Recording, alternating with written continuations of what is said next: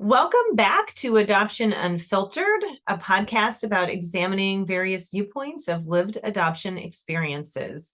I am one of your hosts, Sarah Easterly. I'm an adoptee, and I'm joined by Kelsey Vandervliet Ranyard, a birth parent, and Lori Holden, an adoptive parent. And together we occupy corners of adoption and invite you to join us as we cover sensitive and timely issues from our perspectives.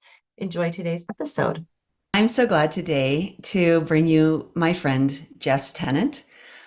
Jess is almost like, well, with Jess here with us, we have all four parts of our subtitle here. We have revelations from adoptees, birth parents, adoptive parents, and Jess is one of our allies. She is not someone who adopted. She's not somebody who placed a child, and she's not an adoptee, but she is somebody who is doing some allyship in helping reimagine adoption and unfiltering adoption. So we're really grateful to have her here.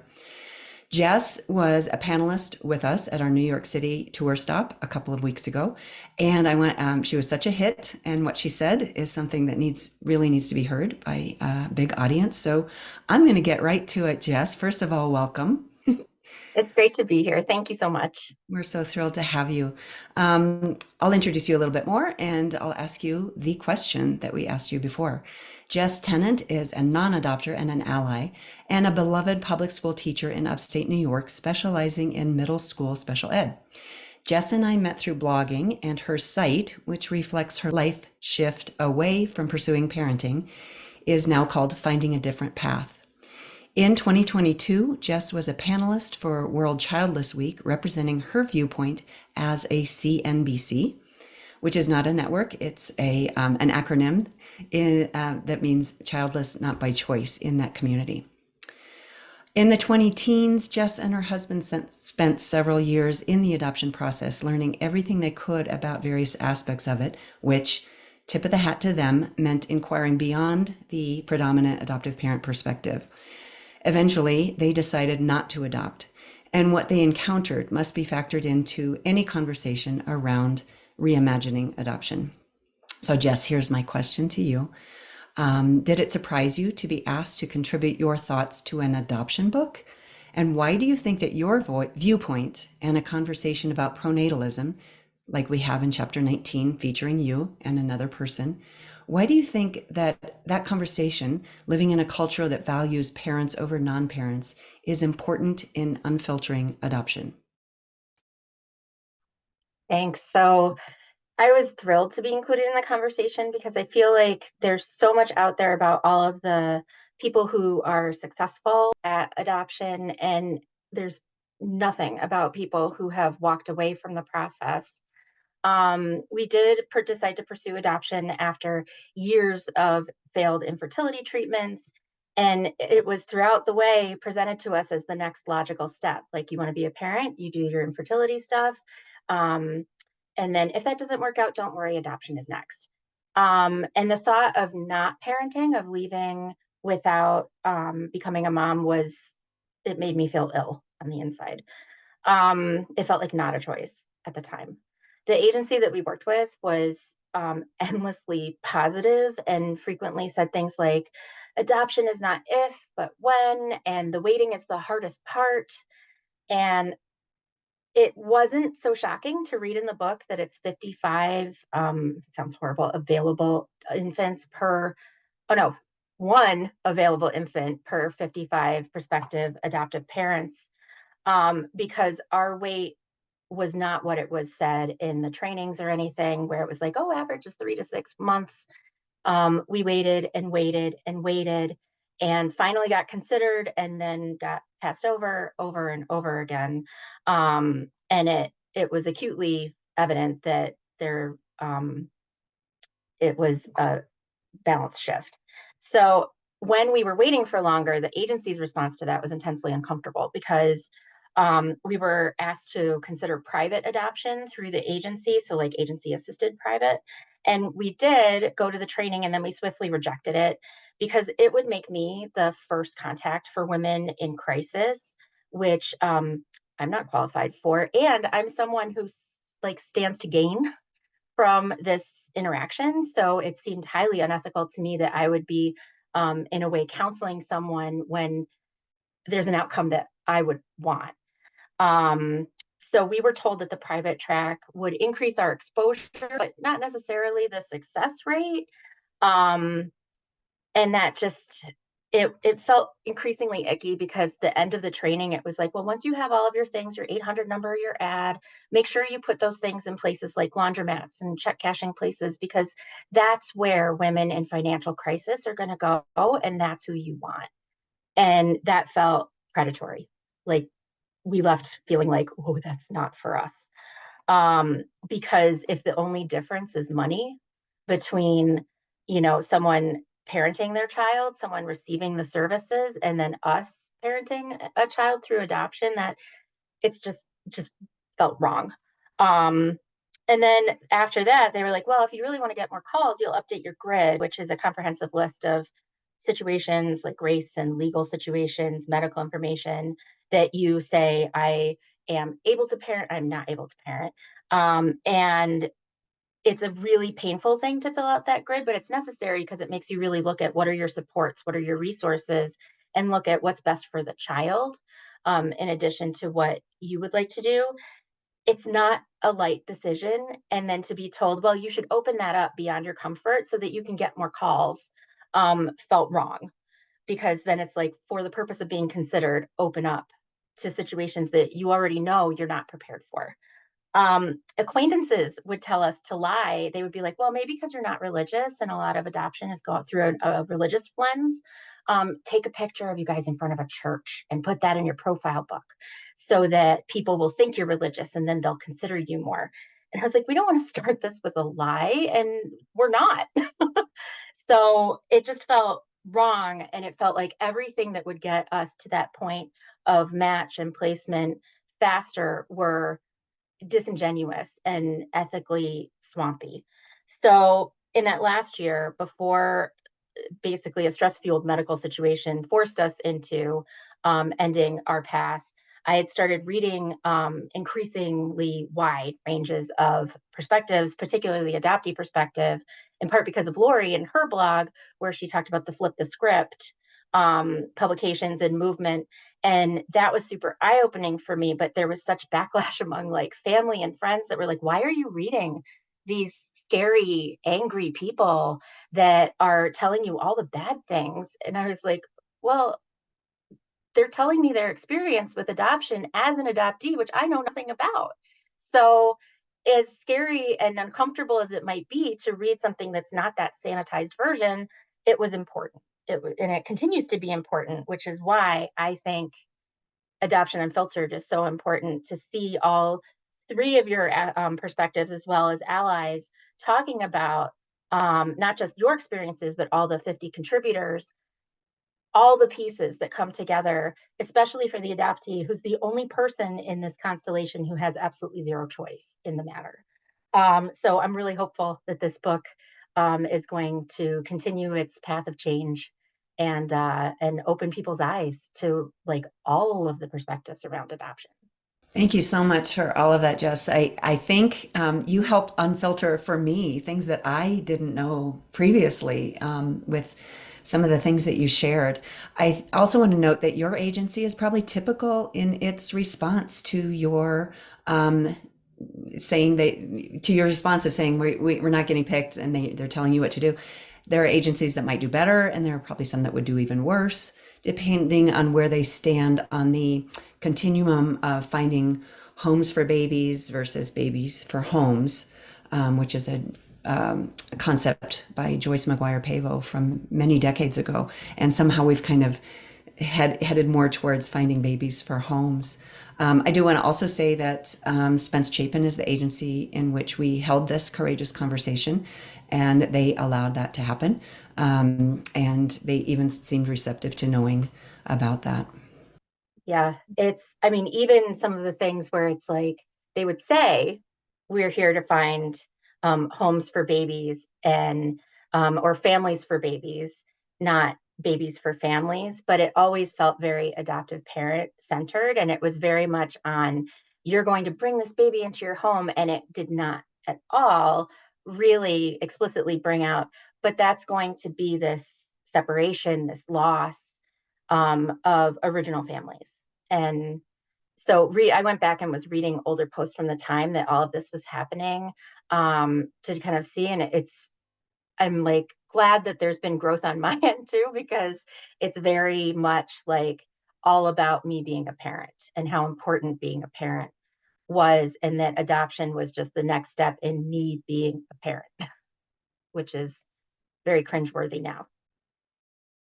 Jess, I really appreciate you. I appreciate you so much. Just everything that you're sharing, and your journey and the vulnerability. I have to say, what comes up for me is just so much grief, as you know, as the adoptee. And I think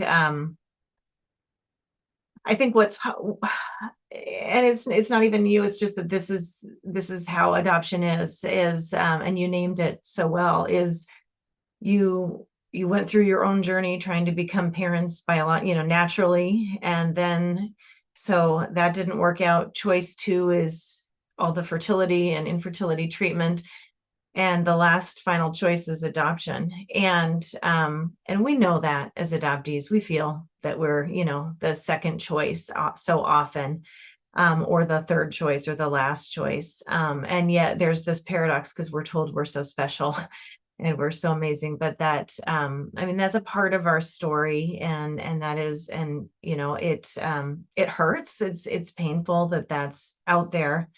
And just the commodification is so painful, that you were speaking to with, and just that sense of we'll get you a baby.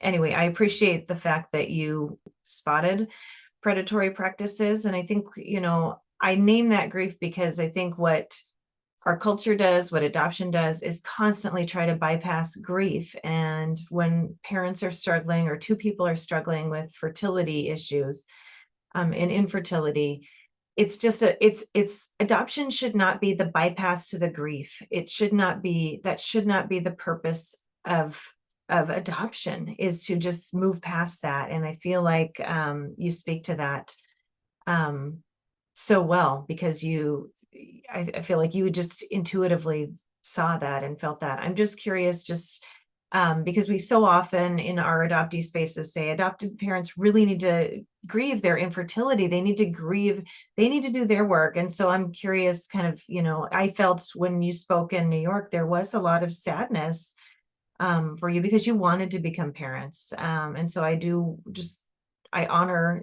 that loss, and feel that for you. And I'm just wondering what your journey was like, kind of getting to that kind of place of being able to say, I'm child free, not by choice. Yeah, those are really great points, because I feel like every piece of this journey and all the options that are put forth are just seeped in grief. Like someone loses in every situation, especially because we, so we knew that my husband had fertility problems, so we never tried on our own. And we went straight into infertility treatments. And when that resulted in several losses, we actually went to donor egg. So we started thinking about genetics and what this was, and it was presented in a very like, it's the same setup, it's just different ingredients, which is another thing to look at again. Um, because we received very little information on the egg donor, and had like a single sheet of paper for who she was and what it was. And then when that didn't work out, and we explored other options, and then ended up doing donor sperm, thinking, well, maybe it's that piece. The amount of information we got on the sperm donor and the willingness to meet and all of those things was such a vast contrast that it was like, why is that so different? And what would I tell my child? So we're kind of like dipping our toes a little bit into um, biology and biography, and what constitutes family and genetics and all of that. And we actually had looked at adoption before we did the donor egg cycle, and we had gone to a smaller agency that was in our town. And they were much more honest, and in retrospect, they were much more honest and true to the actual process, because they laid out all of the things, the good, the bad, the ugly, and it was very scary. And we left feeling like no one will ever choose us if we choose this path, and it sounds really, really difficult, which it is. and and we were like, okay, well, let's do this piece of things. But it was one of those things where the importance of becoming a mother, where the importance of becoming a parent, and I know this is awful to hear, was the first thing in my mind. Was like, I I've always been told I'd make an amazing mother. I want to be a mother. When you get married, the first thing people ask you is, when are you having kids? I was married before and I wanted kids, and that didn't work out for other reasons. But like, it just seemed like, how can I do all of these things and not have a child? And because of the way that the second agency presented it, basically, we were getting to a point where we went to the second agency, which was all sunshine and rainbows. And here's a couple who waited for 3 months and they had a baby come into their lives. And it was very, very optimistic. Made it feel like, okay, so I've been in this hell for 5.5 years of being told there's no reason why I can't get pregnant, and just not getting pregnant and having an ectopic pregnancy and having a miscarriage and like all of these things and nothing working, that I was like, okay, we'll dip our toes into adoption and start researching it, when it seemed like it really was going to end without anything working for me biologically or with donor material. Um, but I felt very strongly that I didn't want to do both at the same time. And there were people that I knew who were like, kind of, this is my backup plan, as they were still trying to get pregnant. And I was like, I don't know how, for multiple reasons, I don't know how you can do that, because I feel like one of the problems is that adoption is often talked about to infertile couples as, um, it's another way to build your family, and it's just the same. And it glosses over the the complexity of adoption, the complexity of open adoption, the complexity of, birth parent loss and the child's loss, and the fact that, well, if you keep telling your child the adoption story from the beginning, then they won't feel as much loss, which is not true. That they're not the same, but they're presented that way. So I'm ashamed to say that while I was reading the books about adoption, while I was thinking, okay, we're going to go to this open house and see what they say, and we left feeling very hopeful. It was like, okay, well, if this ends, we can do this. Um, which speaks to that pain of, it was not my first choice. And the way that we framed it, which I think was to make us feel better, honestly, was, well, it's not our first choice, but it's our best choice. Like, that would make it more palatable. And I'm sure it doesn't, and I'm sorry. Because it was less than a month between my final failed cycle, where I was unable to transfer, where I was pretty much was in a situation where I could have had a couple different ways to go with the way that the cycle was handled, and I lost everything. And I was like, okay, I guess this is how this ends, and full steam ahead. And less than a month later, we were sitting with the home study consult at the agency, and we had filled out all our paperwork. And I didn't start filling it out before I had everything, like, so that if we did decide to do it. But it was almost like I was like, well, I'm shifting perspectives, and now I'm going to learn everything I have to learn about this. And, um, and this will put my energy into something else. And I truly do not believe, to answer your question, that I resolved my grief at all before entering in, because in part I feel like I was pretending a lot, because in the end I didn't have emotional stamina for all of the pieces that people don't really talk about with domestic infant adoption, like have 7 months go by before anyone even saw our book felt like, wait, that's not what you said at the orientation. And to have then your book looked at and be passed over, and sometimes they would say like, oh, you came in second, and I'd be like, how is that better? um that it was emotionally difficult, and then it started feeling like we told them like we don't want to be considered in anything where money is the only difference, where it's literally financial distress on the part of a family or a woman in crisis is the only reason between, like, we feel really strongly that there should be services or there should be something other than that. But it still felt like our life was constantly being like kind of like, oh, your life doesn't look that great for our possible child. But then I was also one of somebody said, well, maybe your life looked so full that people were like, these people don't need a child.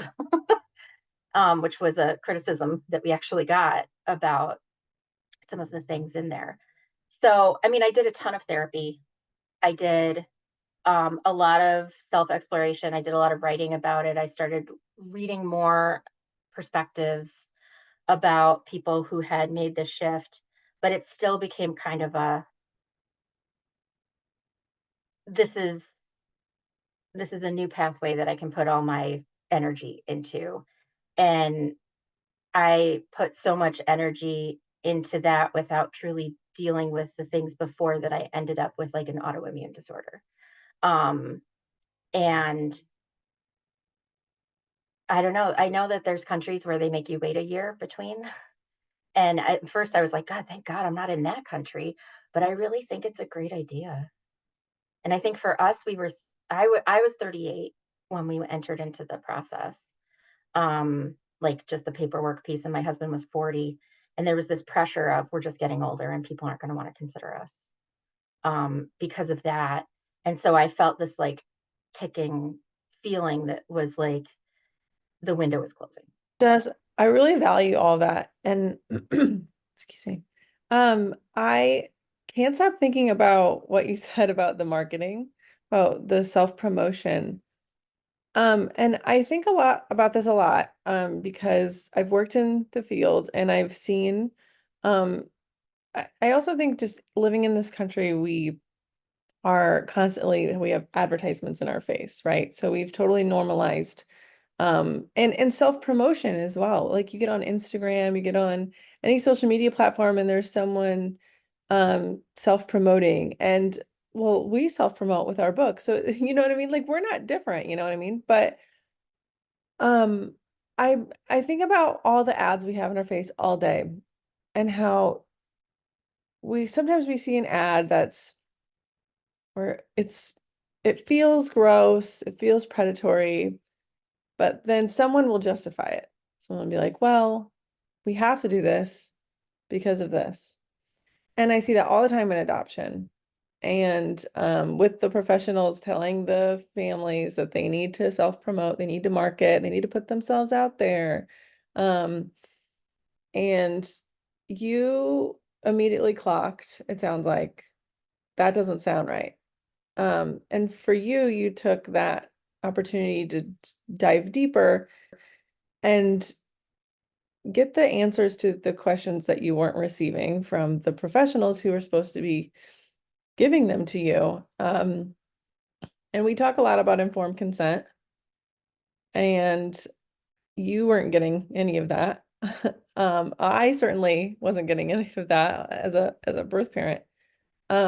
But I think about the differences and how you dug deeper to go find that informed consent, and you rejected the justification of go hang your flyer in a laundromat. um, you rejected their justification of saying, well, that's where they are.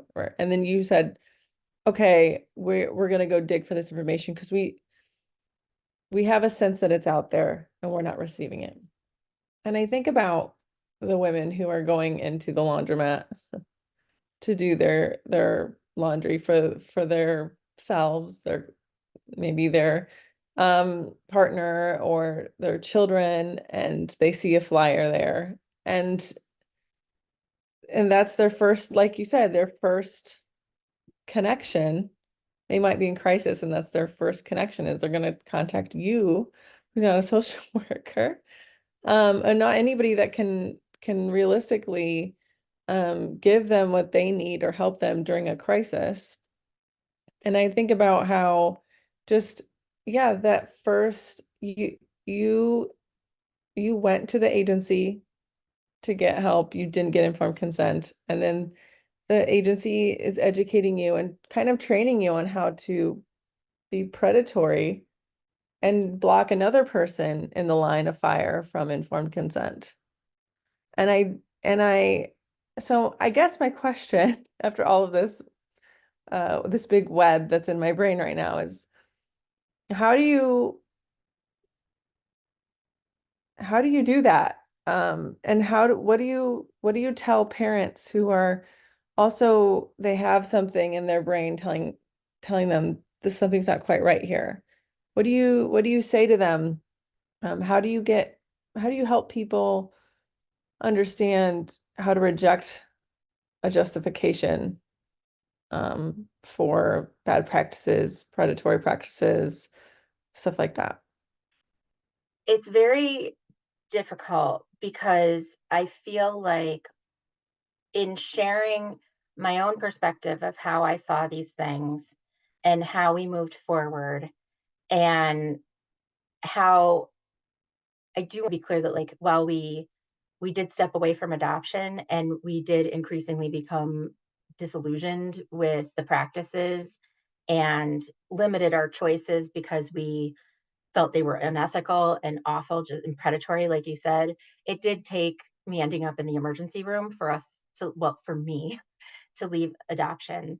So I still kind of bought into things a little bit, a lot of it, maybe, because it's hard. And you always hear from people who have, made it to the other side, or the narratives out there that are used in the advertisements and used in the things to attract adoptive parents, prospective adoptive parents, um, are always like either best case scenarios, or that it's an iceberg and there's a whole lot of really awful stuff underneath, that isn't being shared.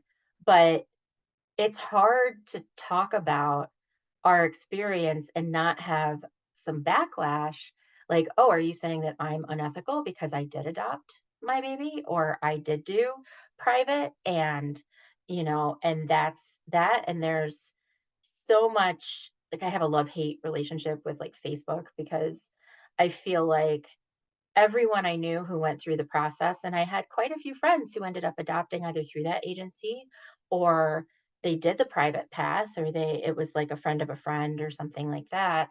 And it's very much, my child is my dream come true. Dreams do come true. And it gets to me, and I feel like this opportunity to talk about it in this context has been really helpful, I think, because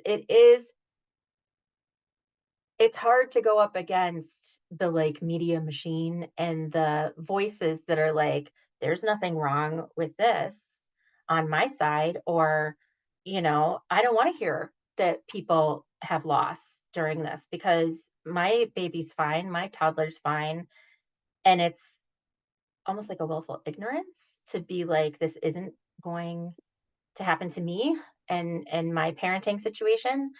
But we were very clear with our agency, like, when things started going, like, when they said, "Open your grid more," I was like, "So you understand that even if I said yes to things that we had already determined we don't have the resources, or, there's things that we are not comfortable with from a parenting perspective, even if we said yes to hearing those, that's just more calls that we're going to get. That's not more people. Like, we're not going to say, yes, put us in the mix to that." So it felt like it was almost like,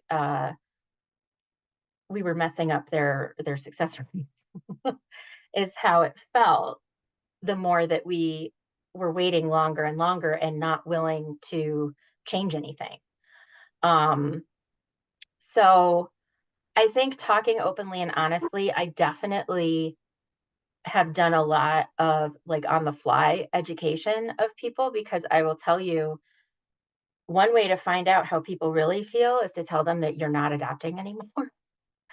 Um, that was eye-opening, because people would be like, "Well, why are you waiting for so long?" And I'd explain like, "Well, we have this book and people are going to see it, and we're not getting chosen for things." And people would be like, "Well, why did they get to choose?" And I was like, "'Cause it's their baby, because it's not a baby farm, because it's not like this is not something where it's like some, like, I know Lori says a lot, like the blank slate. Like, it's not like here's this unformed child who is not experiencing this loss, and this first parent or first family who's experiencing this loss. Like, it was very much like, no, you deserve to be a mom and you deserve to get this. And I'd have to be like, no, no, that's not how it works. And I'm not better because I have money and I'm older and I'm white. Like, that's awful. And we actually waited to tell people that we weren't adopting until we'd already like ended things, because people were so, they were like, well, why can't you can't stop doing this? Have you thought about it international? Have you thought about fostering? Like, it was the type of adoption that was the problem, and not the whole thing as a whole. So Yes, yeah, I I think think, yeah. sorry, so I'm sorry to interrupt you, but I do No, think please do. this is part of the issue here, and it's and I wrote about this in my essay in Newsweek about informed consent. But this is part of the issue: is everyone who's giving you counsel is in your immediate circles. They're either new parents or also dealing, becoming the process of becoming new parents. And yeah, I mean, I will just say adoption looks really good to my adoptive parents for many, many years. There was a rocky adolescence, but aside from that, it looked great.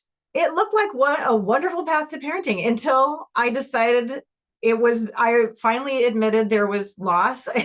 I said out loud that, wow, this has bothered me my whole life and this has been problematic. And I started looking at all the ways it shaped me, and um, into some ways that were not healthy and were not serving me. And all of a sudden, everybody was gobsmacked because what? Like, it looked so good. But the parents who are struggling, or hopeful parents, struggling with fertility and wanting to become, everyone advising them is an agency with a vested interest, or it's their friend circle who have a vested interest in wanting you to be a parent with them, and they're looking at their own situations and saying it's great, don't worry. So it just takes so long for adoptees to realize, and for parents to realize that and to see that. So, and our cultural narrative, all the movies, all the everything just paints it as just this lovely, beautiful, no loss thing. So I do think that you're touching on just such a profound piece there. And um, it's that pure orientation. And I want to take some of the shame out of it too, because I think, there is a natural human tendency to avoid grief. Like, we just don't want to feel it. It's, as big griefs, and adoptees do it too. That's part of that's part of this dynamic, is that it takes us so long to start feeling the grief that in the meantime, we're faking it, or forcing our way to fake it. And then it tells everybody around us that it's great. Because we're just kids. We can't do that. That's not our responsibility, but it is still our tendency, and it reinforces this thing. And then everybody around you who's just adopted, reinforcing that all you have to do is just find another way, find a different way, and then you don't have to feel the loss. And it builds up and creates problems. So anyway, I appreciate, even if it wasn't your choice, you ultimately did go there and have to feel that. And it definitely, there's a loss to you. And And I just have to say there's a real gain for us in this community because your voice is so important to help counter and to help people to think really critically all the way through. So I really appreciate your modeling. Thanks. I'd like to just say that I got a front row seat to watching Jess do this grief work. First on her first blog, which was mypathtomommyhood.blogspot.com. And then when she shifted, that moniker no longer fit her. So she's now at Finding a Different Path. Is that right, Jess? Finding a Different Path.blogspot.com. And almost coincidentally, I was watching you and another gentleman named Greg, both having walked away, both infertility bloggers, both having walked away from adoption, and both dealing with the aftermath of all of that. And this happened right before the leak of the Dobbs decision. And as I got really curious and I wanted to hear more from the two of you, and that's what led to me interviewing you on my podcast. And then the Dobbs decision came out and the background information of it, and that whole demand and supply of infants was made explicit by the phrase by one of the Supreme Court justices, domestic supply of infants. And that's how the idea for a chapter on pronatalism came to me, as it has to be something as we look at adoption, because we are no longer, we're explicitly acknowledging that we're not finding homes for babies, we're finding babies for homes. And this is part of why adopted on policy is what it is to meet the demand. So if we want to, of course, we want to reduce the supply. We don't want to separate mothers and babies unless it is about the demand. And we called it out. It is about the demand. And like you said, by the math that I could do based on statistics that aren't actually collected, which maybe Kelsey can speak to that too, is that it's at least 50 people waiting for every available newborn. So for me, if I put myself in your position, some of the desire to be a parent is because I wanted to be a parent. And when I put myself in your position about maybe walking away from that at some point, the other piece of that I realized was walking away from it and not becoming a parent because of what other people say and this pronatalism culture. So Jess, I wanted to know if you could tell us in the childless, not by choice communities, what are, and I was seeing you write about all this and learning from you about pronatalism. What is that? So pronatalism is the valuing of parents over non-parents.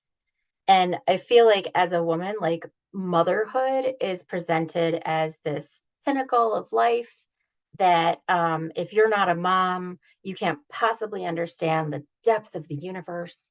And like all of these pieces that make it seem like, well, if you're not a parent, you are worth less in society. You don't have, I can't tell you how many times, especially with the political landscape and everything, the phrase like childless people don't have a stake in the future, which is awful. It's like just because I don't have kids, like I care about all the kids. Like I'm a special education teacher. I love the kids that I teach.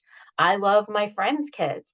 So you're saying I have to have kids of my own to care about the future because of my own kids? That sounds the opposite of awesome. That sounds very selfish, actually.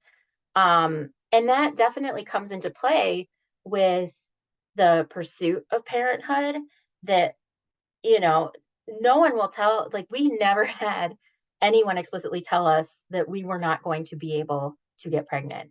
And I think some of that is because people react very poorly to that because it's like, this is, even if it's true, and I ended up having a hysterectomy. It turned out I was never going to get pregnant. There was something going on that no one could find. And this idea of parenthood at all costs, I think, really plays into the adoption system and everything there. And people's reactions and people's willingness to kind of put those blinders on and be like, oh, you know, I don't want to hear the parts that aren't so great because it'll be different because it's me. And the most important thing is to be a parent. I can say with all honesty that I look forward to the day when I am too old for people to ask me, well, how come, well, it's not too late. You can still have kids. And it's like they cannot reconcile in their heads that you can be happy and have a fulfilling life and not have kids, even when you really wanted them. And that when you walk away from that, you basically are like, I'm never going to be a parent. That is never going to be my experience. That at least in our case, it had to be like, and that is that. That's the end. Because if there's ever a window of possibility, I will not survive this. The grief is too big. And so like people will be like, oh, you know what, I'm 47 now, think for a second. And people will be like, oh, it's not too late. People have babies at 50 all the time. And I have to yell, like, I don't have a uterus, like, let go of it. But I shouldn't have to do that, because it should be like, no, you have your way of fulfilling your life. And honestly, when you talk to parents, like I have friends who are parents who that is the crux of their life. And they don't want that to be the only thing that defines them. But in our society, that's what you see on TV, in the movies, in advertisements. My birthday weekend tends to often be Mother's Day weekend. And Mother's Day is, I know, a triggering holiday for many people, including pretty much, I think everybody on the screen, Mother's Day is difficult for a variety of reasons. But it's just an onslaught. And it influences your decisions when you're looking at becoming a parent, because I was literally willing to do, well, I was initially willing to do anything to be a parent. And I really, in the medical sense, I ruined my body. Like I have long-term impacts from the amount of IVF that I did. And then when it became about not just my body, but other people, it was easier to be like, oh, I'm not willing to do that. But you're up against this giant, heavy mass of parenthood is everything. And, there's people out there who think that people with children should be able to vote for every child that they have. And if you don't have children, you can't vote. There are politicians currently who think that. And it's terrifying to me, because parenting, like the active part of parenting, is a short period of time. And then there's so many other pieces of your life. And I don't think that I am less of a special education teacher because I don't have kids of my own. And it used to drive me crazy. We would be in meetings and people who had like 2-year-olds would be like, well, as a parent, blah, blah, blah. And I'd be like, your kid is 2. We're talking about a 13-year-old. Like, it doesn't make sense. And working in a school can be very difficult because everything is very child-centered, and very parenting is the best thing you can do. It's your most important job. So the pressure to have a child, and to be a parent, and then the guilt, kind of, when you're like, I don't think I can do this anymore. And I think that I can have a great life without children. It takes time to get there and work, but it is an uphill battle. And I think that was shown in the book with both things that were said to me and things that were said to Greg by well-meaning, but very hurtful comments from loved ones and random people who feel like they can comment on your life. So I think pronatalism 100% is part of the conversation, because I think that it feeds that demand. I think that it makes it so that it's easier to divorce yourself from the idea of that commodification, and to be like, well, that's icky, but it's going to get me where I'm going to be able to be in this more hallowed ground or whatever.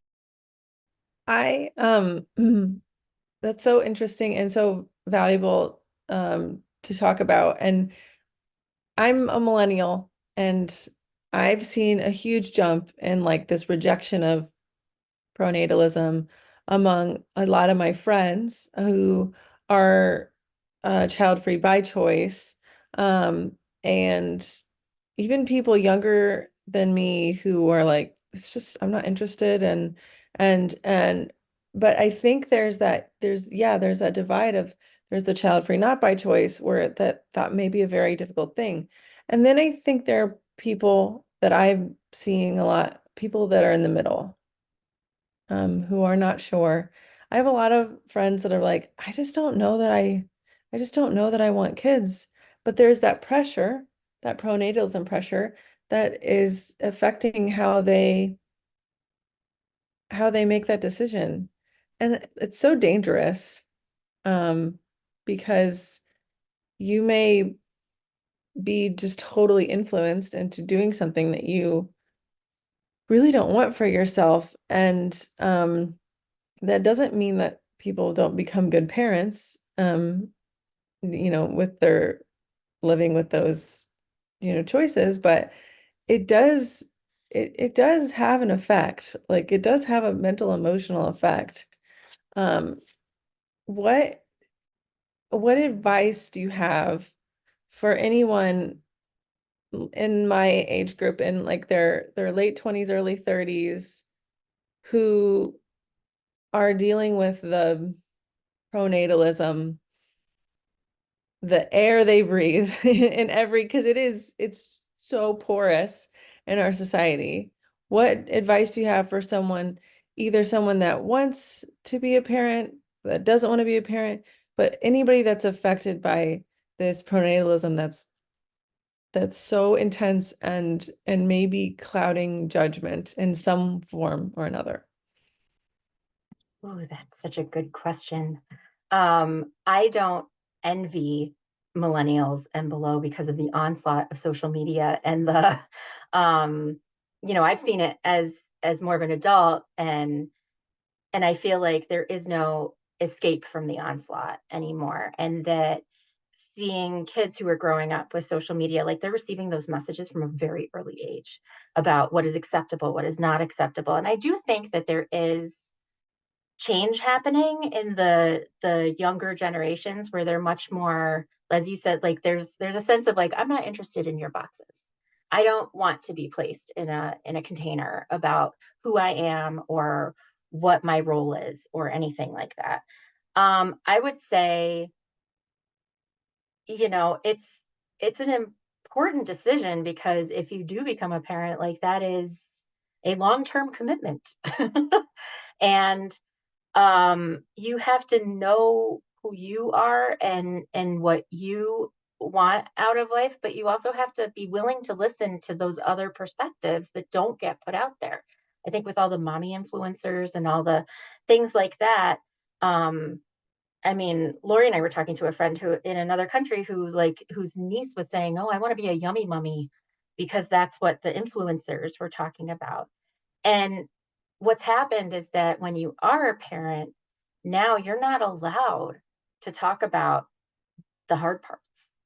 You are lambasted on, is that the way you say that? On like social media or in email or whatever it may be. If you say, God, I'm really tired and it's just so hard to deal with this behavior that we're dealing with, or the not sleeping or whatever, and people will be like, oh, you'll miss it when it's gone. And it's like this whole piece where everyone's got an opinion, and often it's like you're not allowed to share the other side of it, which is true of everything. Like everybody wants that Hallmark channel kind of filter of everything. And I think one of the best things to do is to ask people for honesty and to get those perspectives of, what does this actually look like for you? And what is it, you know, have more voices that are not the predominant narrative out there to hear about the other side. Because I did not want to seek out childless not by choice voices in the beginning, because I was like, I don't want to be one of those people. That sounds so sad that like, how could you possibly be happy with that? And then the more that I read it, the more I was like, oh, oh, yeah, there is a sadness, but there's also a lot of really awesome pieces to an experience that I didn't know that much about, because I was always told, oh, well, well, they don't have kids, like that kind of a thing. Or, you know, the whole thing with social media is so awful, because it's like, if you don't have kids, that's not good. If you have too many kids, that's not good. If you are a stay-at-home mom, that's not good for women, but if you are a working mom, that's not good for children. And there's no winning in anything. So kind of trying to sift through and find those voices and kind of insist on elevating voices that are not the ones that are often heard. Which is why I appreciate you. I'm just so glad, Jess, that you raised your voice in chapter 19 along with Greg. And I would encourage everyone to listen to more of your story and what that does look like on the back end after you have felt the grief, after you have found your support network and guides who have been on the road before you. It's really it has been such a privilege to watch you reclaim your life after something that was so devastating. And that you did that inner work, that you told yourself the truth, that you had the courage to look at what actually was happening for you and around you and make decisions that you could feel good about. So I'm just so grateful for you sharing it in the book, sharing it with us here today, and continuing to share your voice. We'll be putting links in the show notes to both of your blogs so people can see the before and the after if they're interested, as well as maybe I would like to put one of the communities on, or maybe a couple of the community resources, because this may become an episode that gets shared with people who need to get off the adoption roller coaster or are considering getting off the adoption roller coaster. Thank you for that. Thank you. Thank you all who tuned in. If you enjoyed this episode, please like, rate, share wherever you listen to help others find Adoption Unfiltered.